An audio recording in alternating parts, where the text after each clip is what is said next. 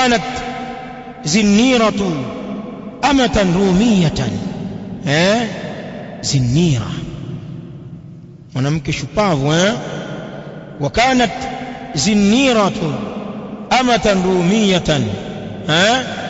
na alikuwa mwanamke zinnira amatan rumiyatan, ni kijakazi mwanamke mtumwa wa Kirumi. Mwanamke huyu mwanamke wa Kirumi mtumwa akiitwa Zinnira. Aslamat, alikuwa mwanamke huyu ni mtumwa wa Kirumi, amesilimu. Fa'udhibat fillah, akaadhibiwa binti huyu kwa ajili ya Allah. Wa usibat fi basariha hatta amiyat, na akasibiwa. Na habari hii ameitaja pia kwa urefu al-Imam Ibn Kathir katika al-Bidaya wa an-Nihaya radiyallahu ta'ala anha. Wa usibat fi basariha, na akasibiwa katika jicho lake, wakamtia jeraha katika jicho. Hatta amiyat, mpaka kapata upofu binti huyu. Faqila laha, pakasemwa kuambiwa yeye. Angalia washirikina walivyokuwa watu wajeuri hawa, wameshamuumiza, wanasema asabatki Allat wal Uzza, wamekusibu wewe mwanamke na hayo madhara. Allat wal Uzza, eti ile miungu yao, masanamu yao yale ndio yamemdhuru. Asabatki Allat wal Uzza, wamekusibu wewe na hilo janga Lata na Uzza. Faqalat, akasema Zinnira, la wallahi ma asabatni, hapana wallahi hawajanisibu mimi hao Lata na Uzza. Tauhid. Wa hadha min Allah, na hili ambalo limenipata latokea kwa Allah, iman. Wa inshaa, na Allah kitaka kashafahu, ataliondosha. Wanawake hao, si ndio? Huku watoto wa kike wamelelewa katika imani toka wamezaliwa, ni Waislamu, bila kupigwa kofi na mtu wala kuchapwa mjeledi. Wanawake wa leo kwa sababu ya mapenzi tu anaamua kuritadi, tena anakueleza maneno kwa ujasiri. Sasa nitafanyaje? Moyo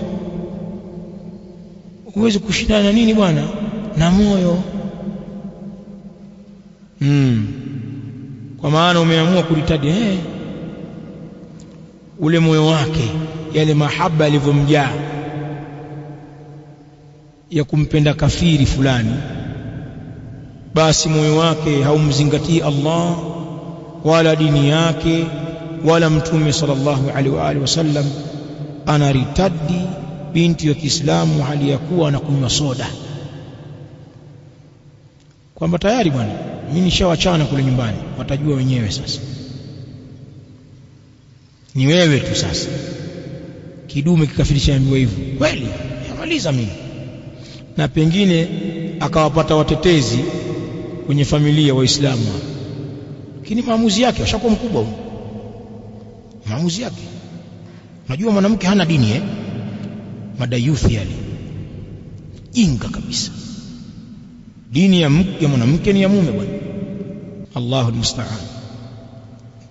Wanawake walio leo wapate mazingatio na wanawake hawa, wanaishika dini yao na kuzungumza maneno ya imani na thabat katika haki walioijua katika kipindi kigumu cha kuadhibiwa.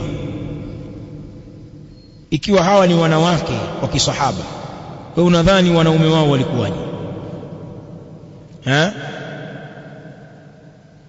Ndugu yangu, unaonaje hapa? Hivi sisi na wanaume wetu tunaingia katika swalaba ya wanawake hawa? Allahu almusta'an. Sikwambii hawa wanaume wanavyoacha dini kwa mambo ya kipumbavu tu, masalihi tu. mambo ya kimaslahi, hajapigwa wala hajashikiwa mtutu wa bunduki. Unaona bwana, hataki Uislamu. Na kuna wakati mwingine akatishiwa kwa mambo ya kawaida tu, tunatishiwa na kazi tu, kwa bwana hapa tutaki Uislamu, ofisini kwetu hakuna kuswali hapa, mambo ya dini yako hapa sio msikitini hapa. Kwa hiyo vua kanzu kule, taki mambo haya, kula suti ile pale, mambo ya kuswali utajua mwenyewe, hapa swaliwi hapa, sio msikitini she hapa ni sehemu ya kazi. Wallah bwana, mtafanyaje bwana? Natafuta ugali wa watoto, linaacha dini kwa sababu ya kazi. Haya, ingekuwa tunashikiwa mijeledi na visu kama hivi, kutupwa katika moto, kuwekewa mawe, tungebaki na dini kweli? Kwa sababu ya dunia tu mtu yuko radhi na anakueleza kama vile jambo la maana kabisa. Vipi, mbona uko hivi bwana siku hizi? Kaka ofisi bwana, jamaa hapa bwana umetubana sana bwana. Sheikh, hujui kwamba kuna akhira na huo umri wako umekisiwa ni muda mfupi sana na kuna hesabu? Wewe utakwenda kumueleza nini Allah kwamba uliacha kusimamia misingi ya dini kwa sababu ya kazi?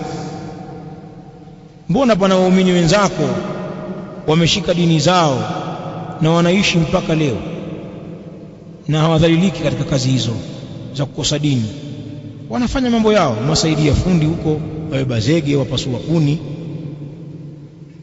wanaishi na Uislamu wao. Wewe una nini bwana? Dhaifu, udhaifu ni mkubwa kabisa. Sasa ingekuwa tunaadhibiwa ingekuwaje? Au hujaona wengine wanakimbia dini kwa sababu ya kuogopa maneno? Kuogopa maneno kweli ya watu. Na kama anataka kuja msikitini, kanzu anatia kwenye mfuko kwanza, na kuja kuivalia kwenye udhu. Sasa tunaonekana Mswahili, tunaonekana shehe. Kwa hiyo ule Uislamu pia anauonea haya, tia kanzu kwenye mfuko na kuja kuvalia msikitini. Anaogopa pia watu wasione, usijui ni Muislamu. Na leo kukutana na jamaa zake, kumbe naye humo, sema mara moja. Pumbavu kabisa. Tumefikia hali mbaya. Huyu mwanamke anawajibu, ananiambia la wallahi ma asabatni, hapana wallahi hawajanisibu mimi hao Lata na Uzza, wa hadha min Allah, na hili lilonisibu latokea kwa Allah, wa inshaa kashafahu, na akitaka ataliondosha dhara hili la kwamba mimi sioni. Anasema shekhi hapa, fa asbahat min alghad wa qad radda Allah basaraha, akapambaukiwa mwanamke huyu siku ya kesho yake, wa qad radda Allah basaraha, na kwa hakika amelirudisha Allah jicho lake. Kesho yake alipoamka anaona.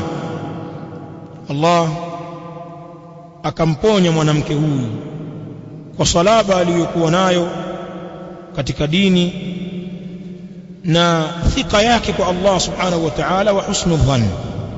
Faqalat Quraish, wakasema Quraish baada yule mwanamke sasa kupona na kuona, hadha ba'dhu sihri Muhammadin, huu sasa ni baadhi ya uchawi wa Muhammad. Silikuwa hao ni jana leo, mbona naona huyu? Bismillahir rahmanir